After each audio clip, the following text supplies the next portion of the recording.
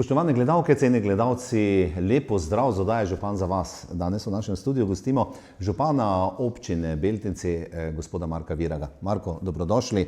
Običajno pridemo k vam na povabilo, danes ste prišli v studio k nam, tudi to je seveda en znak, da smo tudi mi znamo biti gostoljubni.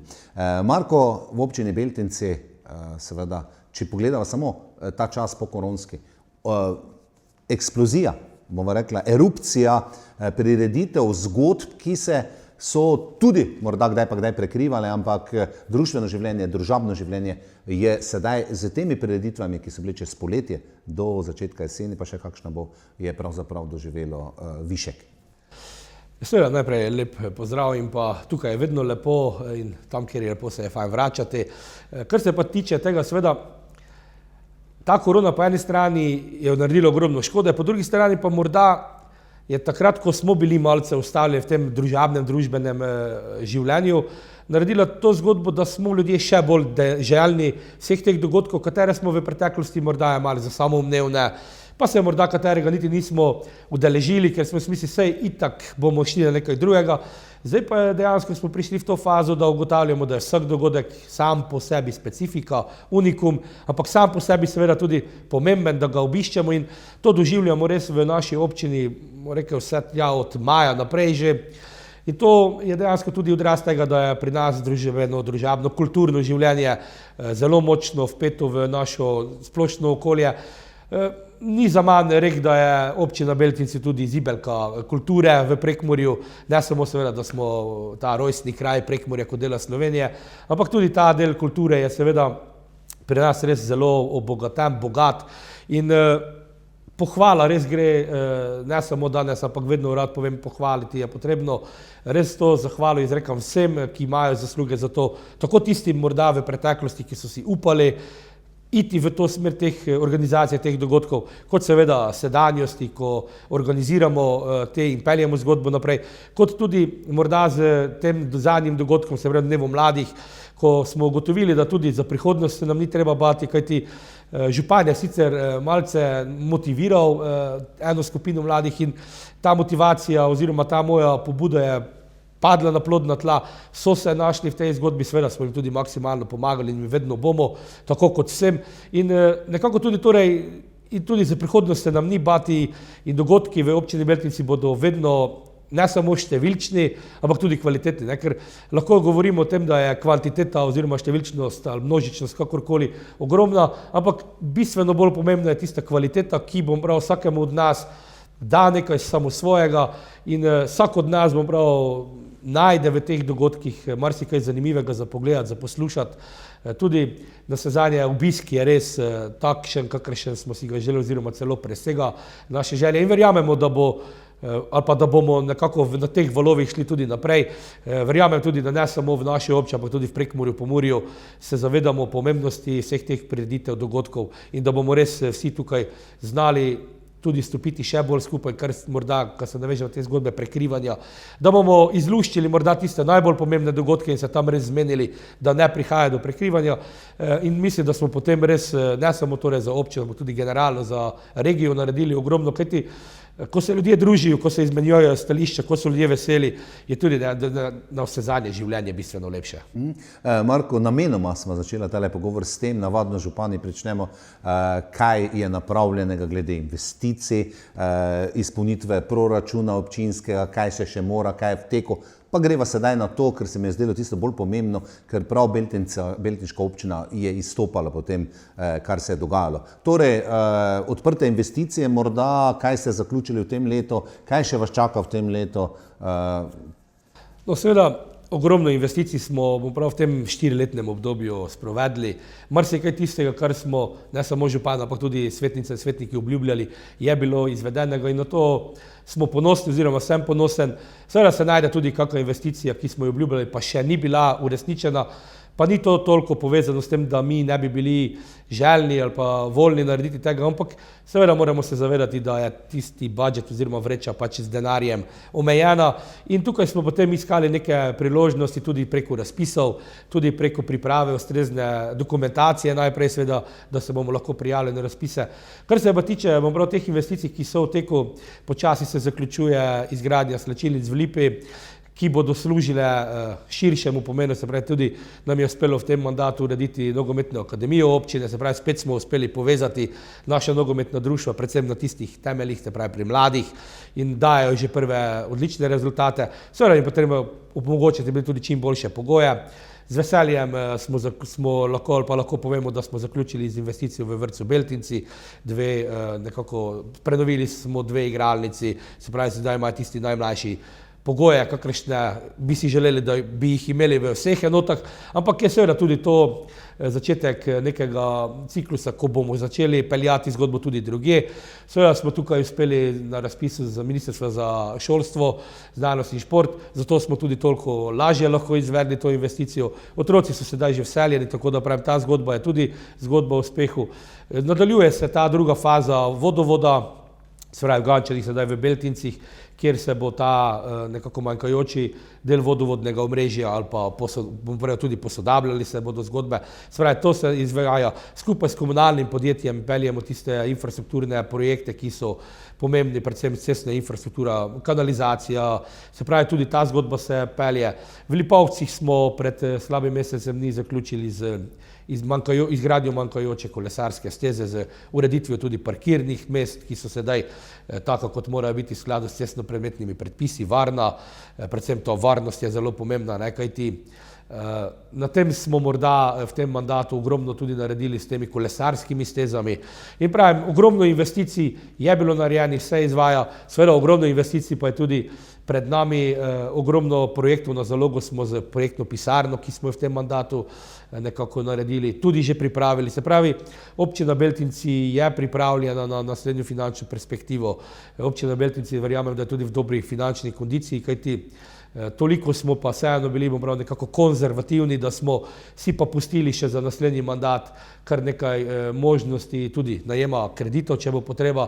Verjamem pa, da bomo s temi idejami, ki jih imamo, tudi prepričali takrat, ko bodo ustrezni razpisi, tiste, ki pripravljajo razpise, oziroma odločujoče dejavnike, faktorje, da bomo čim več sredstev pripeljali še v občino in verjamem, da bo občina že v naslednjem mandatu še bistveno lepša, boljša in da bo počasi res takšna, kakršno vedno rad povem, da bi bila tako, da bomo vsi na njo ponosni.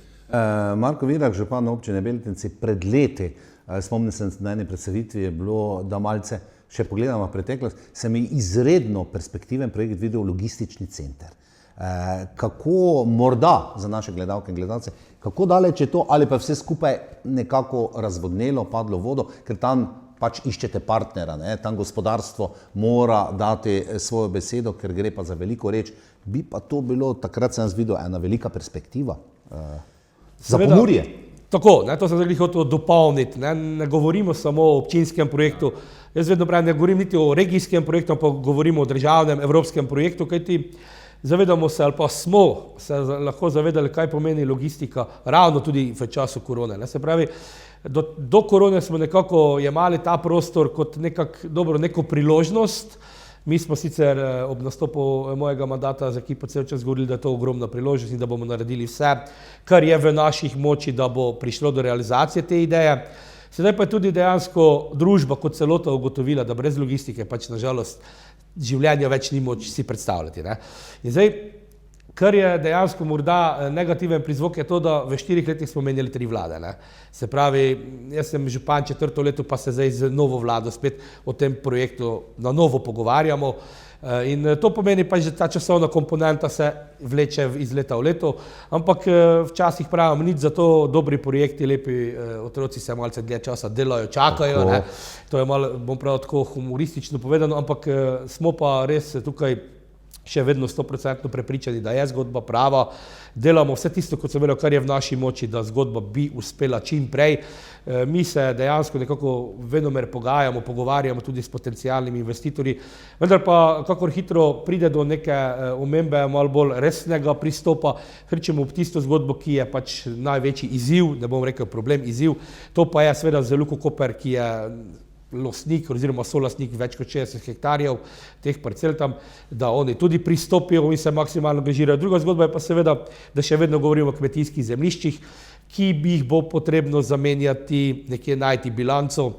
Ampak jaz verjamem, da če bo to tako, kot si želimo, da bo šlo za državni projekt, tudi teh 60 ali pa 100 hektarjev ne bi smelo predstavljati take težave. Še posebej, če sedaj, ko začnemo govoriti tudi o namakanju. In se pravi, če bomo mi nekje začeli namakati površine, ki do zdaj niso bile tako rodovitne, bomo s tem bilanco bistveno lažje tudi dosegli, pa bomo povedali, spreminjamo morda namembnost zemljišč iz 3. v 2., 1. kategorijo. Tukaj pa pač je infrastruktura takšna, kakršna je, se pravi, železnica, avtocesta sta tukaj in zdaj. Jaz težko povem, da je možno to prestaviti, kar ni, ne. In zdaj, če imamo tukaj, bom prav to infrastrukturo, potrebno infrastrukturo za to, da ta logistični center z vsemi, bom prav, suportnimi službami uspe, potem se moramo tudi včasih malce ugrizniti, pa povedati, v redu, bomo pač žrtvovali to zgodbo, nekje bomo pač pridobili in jaz verjamem, da bomo imeli samo sinergijske učinke. In to je tisto, kar je nekako tudi moja želja župana v naslednjem mandatu. To je tudi eden izmed projektov, ki me veže ali pa nekako motivira, da je potrebno nadaljevati našo zgodbo, da pa v naslednjem mandatu res pripravimo zgodbo do te faze, da lahko investitorji pridejo in da začnejo graditi, kajti na ta način bomo pridobili prepotrebna delovna mesta in to delovna mesta z višjo ali pa visoko dodano vrednostjo in potem bomo kar naenkrat verjetno prenehali tudi govoriti o izsiljevanju, o tem, da se nam brainstormingi, da se nam dogaja beg možganov, da nam ta zgodba gre čisto drugače in tudi to smo preko brainstorminga tako z člani vlade v preteklosti kot tudi danes že ugotavljali, da ta zgodba je lahko samo in mora biti zgodba uspehu. Sila kompleksna zgodba, ne, ki posega seveda tudi v naravo. Na drugi strani mejite na našo Amazonko, na Muro, kjer pa je zgodba, ki je usmerjena v turizem v bistvu. Pa se mi zdi, da je malce zadeva, predvsem, ko smo pričakovali sedaj ekspanzijo, tudi po korona časi, Otok Ljubezni, Ižakovci, vse druge stvari, ki so, pa se mi zdi, da je malce zastalo, da je to Otok Ljubezni takšen biser, ki bi ga morda, ne vem, dalo stržiti kot Blejski otok. Se strinjam s tem, seveda to je nekako malce, bom prav, tista rak rana tega mandata, ampak treba se je zavedati, dobro, korona je 2 leti res determinirala življenje v turizmu, ne. Če se ti do turizma ali pa do kogarkoli obnašaš v preteklosti malce bolj mačehovsko, se te enkrat to kot bumerang negativnem seveda smislu vrne, ne. In mi smo bili sedaj seveda te zgodbe deležni, s tem tudi mlinskim kolesom in pa tudi z čolni oziroma kumpi, ki so dotrajani. Zgodba je pač stara 25-30 let in moramo biti pošteni, če je pač les na vodi, je potrebno za njega skrbeti in ga obnavljati. In sedaj smo prišli v nek cikel, kjer bo pač ta zgodba morala biti v bližnji prihodnosti oziroma čim prej posonirana, posodobljena. Nekako smo se skupaj z deležniki prijavili na razpis ministrstva, bili že skoraj da izbrani, se pravi, sofinancerska sredstva bi bila dodeljena, občina bi tudi dala nekaj zraven, ampak sedaj je država zaradi napak v postopku razpis razveljavila, tako da to pomeni, da bo razpis ponovljen, nič hudega po eni strani, itak smo v zimskem času, ko verjamem, da se bo ta razpis potem pošteno naredil, da bomo verjetno tisti, ki smo se takrat že prijavili, tudi sedaj imeli možnosti, da ne bo nekih kolobocij znotraj razpisne dokumentacije in verjamem, da spomladi bomo verjetno že imeli ta papir v roki, da tudi država nekako ugotavlja, da je to res biser, ne samo občina, ampak tudi širše gledano. Kar se tiče reke Mure, seveda je naša Amazonka in če smo se odločili, kar je pravilno, da smo se tako odločili, da jo bomo poskušali ohranjati v čim takem najbolj temu okolju ali pa tudi v obliki, kot si jo želimo, se pravi, jo je potrebno izkoriščati potem za turizem. V turizmu se pa moramo začeti obnašati tržno. Zdaj, kakorkoli se to sliši, turizem sicer je panoga, ki morda to dodano vrednost nima tako visoko, jo pa vseeno ima na nekih odstotkih, ki nekako lahko determinirajo neko vračanje čez dlje časa nazaj tudi vložkov. In po drugi strani pa seveda, če želimo biti kot Blejski otok, potem vsi vemo, je prvi in pa zadnji korak je ta, da je potrebno res napraviti tisti tržni premik v glavi, korak stopiti naprej in pač tudi tu pa tam povedati, ja glejte, če želimo ta biser imeti z vsebino, z ljudmi, ki se vidijo tam, ki so dostojni, da opravljajo poklic svoj, da potem turist tudi prije z veseljem nazaj, da pove naprej, gledajte, tam sem pa bil poservisiran odlično, ta se splača stopiti, pogledati, potem to pač stane. Ne? In če to nekaj stane, bo potrebno to miselnost malce spremeniti, pa ni treba ne vem kakih velikih korakov, zadosti so že določeni majhi, ampak manjši koraki na dlje časa tudi pridemo do tistega, ko bomo pa tudi na otoku Ljubezni spet lahko rekli, da tukaj je pa najlepše, kar se tiče reke Mure. Marko, danes imate sejo občinskega sveta.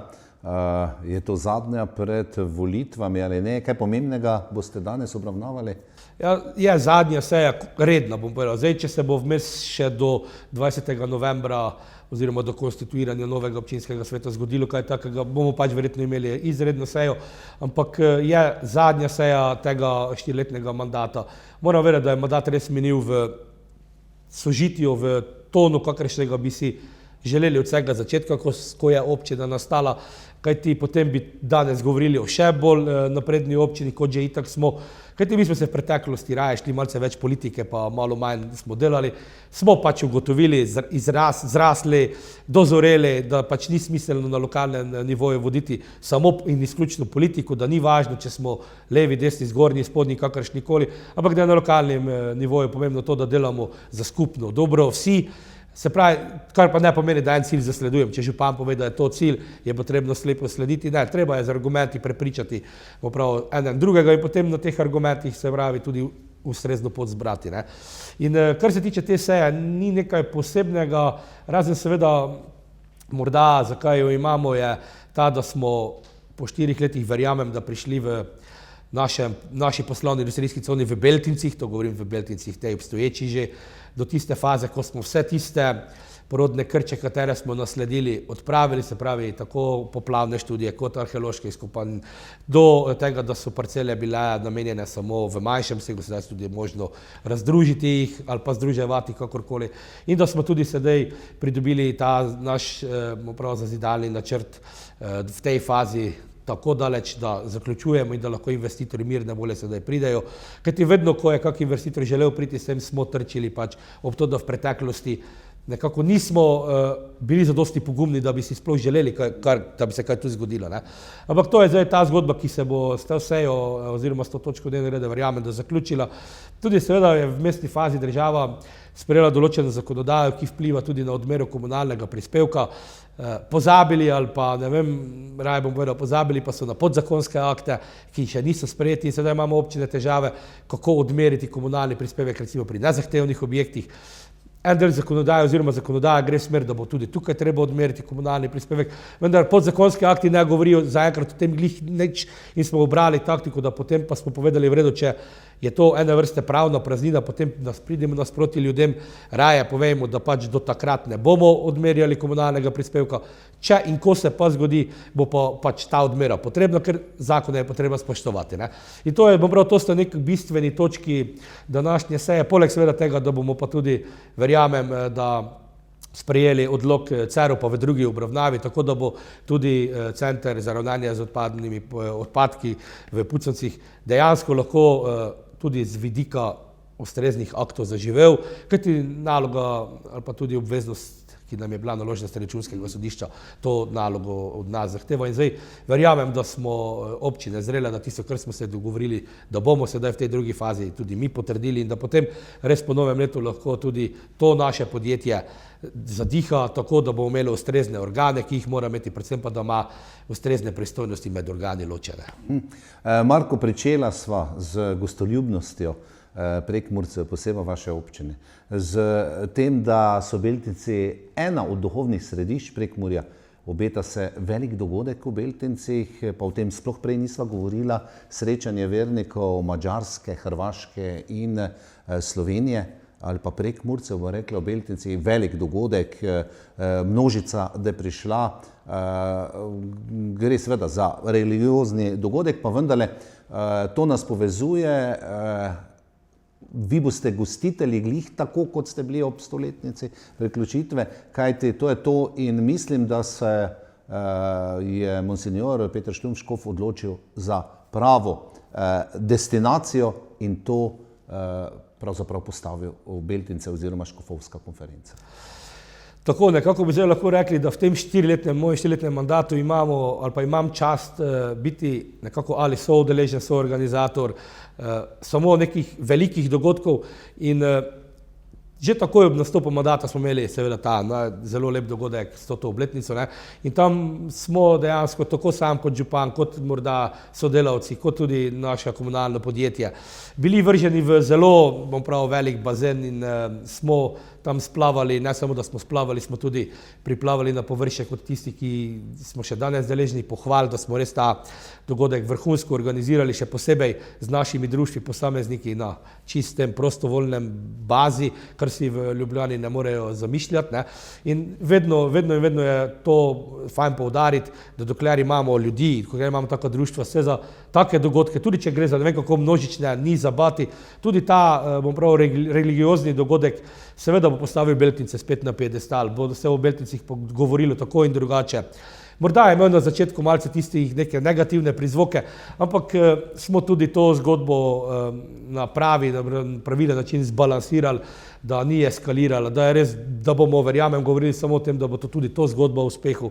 Ljudje, verniki bodo prišli v Beltince, pričakuje se jih po zadnjih podatkih čez 5000, kar spet pomeni nek logistični zalogaj po eni strani, po drugi strani tudi zalogaj za vse tiste, ki bodo suport vsem tem vernikom, ampak tako kot sem povedal, če se vemo združiti, če vemo biti strpni eden do drugega, če nekako te razlike, ki nas morda razvajajo, vemo preiti, potem se ni zabati, da ne bi bili dogodki res vrhunski in če kje, potem v Beltincih smo res v zadnjem obdobju pokazali, da znamo stopiti skupaj, da smo torej sposobni organizirati marsikaj tistega, kar morda v preteklosti niti nismo si upali, ampak smo postali v tem obdobju drzni, pogumni in to so tudi tiste nekako vrline, ki so krasile te tri može, pa tudi vse ostale, ki so na tem obeležju, bom pravil, nekako zraven cerkve, ne, se pravi Slavičk, Lekel, Jerič, se pravi, bili so drzni, pogumni, upali so si že takrat in če smo se njim poklonili ob 100. obletnici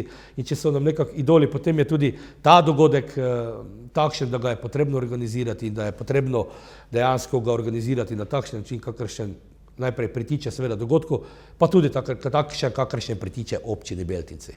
Bodi tako, Marko Virak, hvala za današnji obisk v studiu. Vse dobro, tu jaz sem prepričan, da bo zopet za Beltince se slišalo ne samo v vesoljni Sloveniji, ampak tudi vsaj v Evropski uniji, prav s tem mednarodnim dogodkom.